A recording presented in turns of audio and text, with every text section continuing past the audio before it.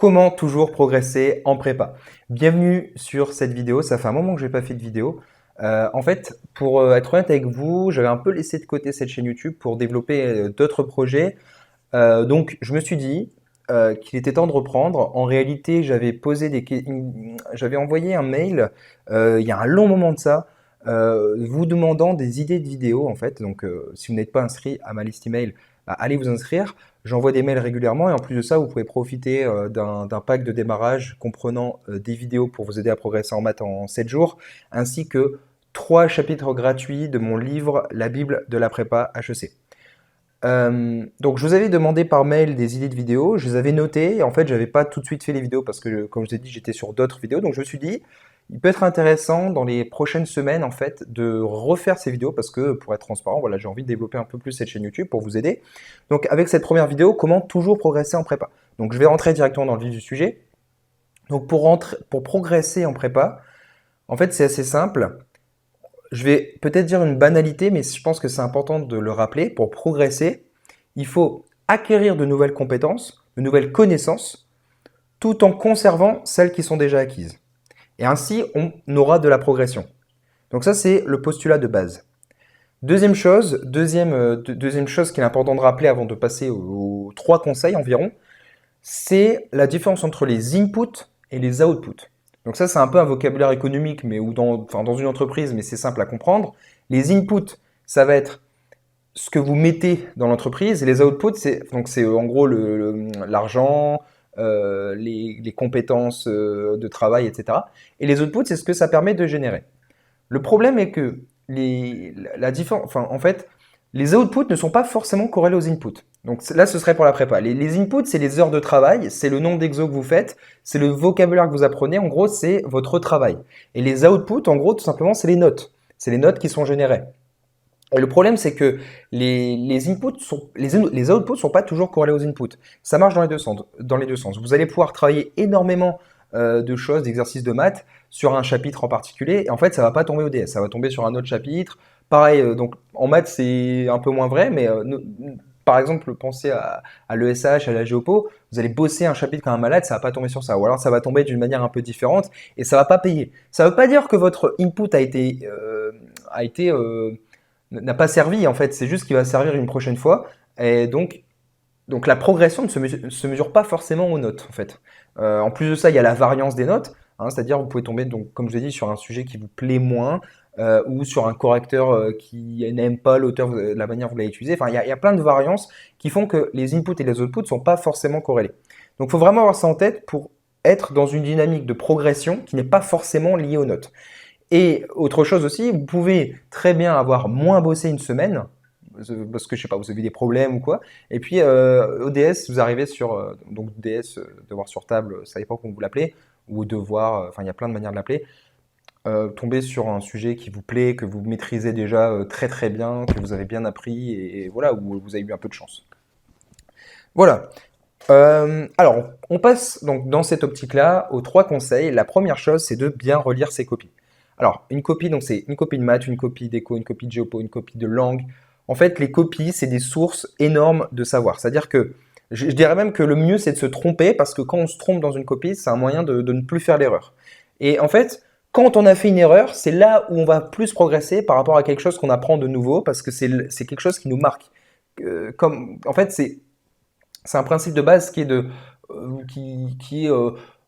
dire c'est dans les échecs qu'on apprend le plus. Il y a une part de vérité parce que quand on sait qu'on s'est trompé à quelque chose, on va plus faire attention à ça. Alors que quand on apprend quelque chose de manière neutre, bon, on va pas forcément être vigilant à ça. Quand on sait par exemple par exemple, je vous donne un exemple, si on apprend un mécanisme économique, on va pas savoir à quel endroit il faut vraiment être vigilant. Tandis que si dans une copie, on va réciter ce mécanisme et que on se rend compte à un moment qu'on a eu faux, que le prof nous dit bah là c'est pas bon, il faut revoir la logique n'est pas bonne, c'est là où on va se rendre compte de l'erreur. Bon, je pense que c'est facile à s'imaginer. Donc ça c'est le premier conseil, bien revoir les copies pour toujours progresser.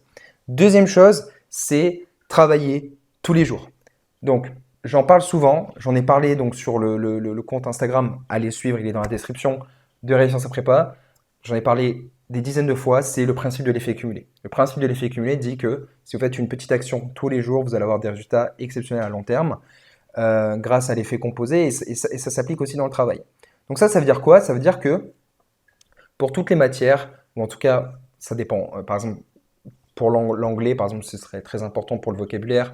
Faire votre Anki, que ce soit dans les langues, mais pas que, il faut faire une petite action tous les jours, forcément, pour progresser, pour déclencher l'effet cumulé dans chaque matière. Donc ça veut dire quoi? Ça veut pas dire qu'il faut faire 8 heures par jour tous les jours. Ça veut dire que même 1 heure, donc avec par exemple 5 minutes par matière, tous les jours, c'est indispensable pour déclencher l'effet cumulé. Donc c'est-à-dire même pendant les vacances scolaires, même pendant les week-ends, même pendant les grandes vacances aussi, important de travailler tous les jours. Donc quand c'est travailler tous les jours, donc voilà, comme je l'ai dit, ça peut être 5 minutes de vocabulaire. Mais, bon, évidemment, 5 minutes, on ne va pas faire grand-chose, mais par exemple 5 minutes de lecture. Vous voyez, vous devez lire des livres, vous faites 10 minutes de lecture par jour, vous arrivez à lire 10 pages aussi, on peut le voir comme ça. Tous les mois, c'est 300 pages. Et donc l'effet cumulé à long terme, il est énorme. Imaginez qu'à la fin de votre prépa, si vous faites ça pendant, on va dire, je sais pas, 20 mois par exemple, ça fait 20 livres. Imaginez l'avantage que vous avez avec 20 livres par rapport aux autres. Donc, c'est toutes ces petites choses qui font que vous êtes sûr de toujours progresser si vous avez une discipline qui fait que vous faites tous les jours un petit truc. Donc ça, j'en ai déjà parlé plein de fois et je développerai plus si ça vous intéresse pour chaque matière, ce qu'on peut faire tous les jours. Mais voilà l'idée. Dernière chose qui est un peu liée, donc c'est de ne pas oublier de revoir d'anciens chapitres. En fait, on a tendance en prépa à voir un peu court terme, c'est-à-dire que l'école, les DS, les profs en général, c'est normal, hein, ils font le dernier chapitre. Et donc on oublie en fait de revoir les anciens chapitres. Et donc c'est logique, c'est avec ce que j'ai dit, c'est-à-dire que pour progresser, il faut apprendre de nouvelles choses, mais il faut aussi consolider ce qu'on a déjà. Parce que si on apprend de nouvelles choses, mais qu'on régresse dans ce qu'on savait avant, on a peut-être progressé, mais moins. Hein. Donc vaut mieux en apprendre moins de nouveau, mais consolider à fond ce qu'on a déjà.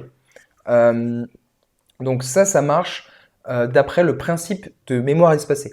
Donc le principe de mémoire espacée vous dit que quand vous ingurgitez une information, donc au début il faut la revoir régulièrement, c'est-à-dire que par exemple le jour J vous allez la revoir, enfin vous allez la prendre, donc vous l'avez vu en cours, vous allez la revoir le soir même par exemple, ce qui permet de consolider le jour même, vous le revoyez le lendemain, voilà.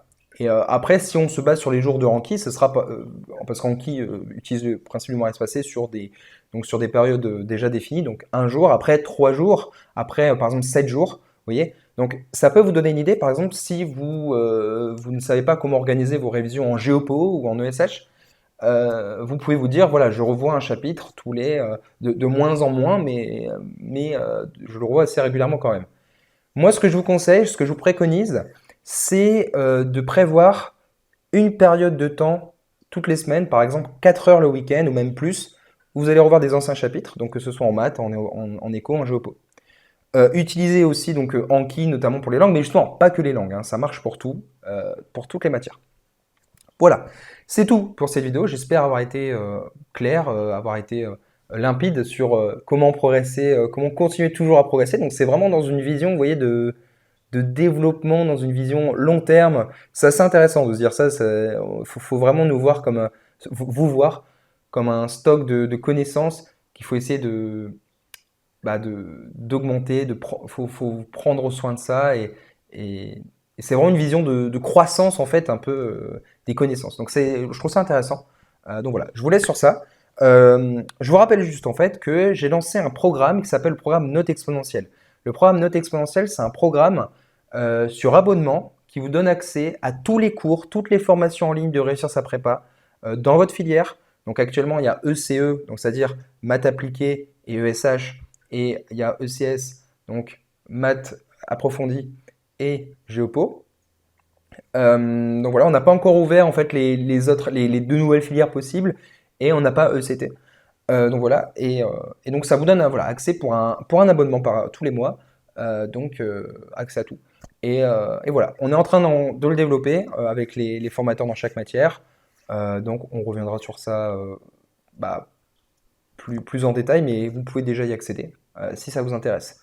Voilà, donc c'est tout pour cette vidéo. N'hésitez pas à mettre dans les commentaires des questions que vous auriez et auxquelles je pourrais encore répondre en vidéo. J'ai déjà des stocks grâce à du stock de questions auxquelles je vais répondre dans les prochains jours grâce à vous. Mais voilà, n'hésitez pas à en apporter d'autres. Ça sera toujours utile. Voilà, c'est tout pour cette vidéo.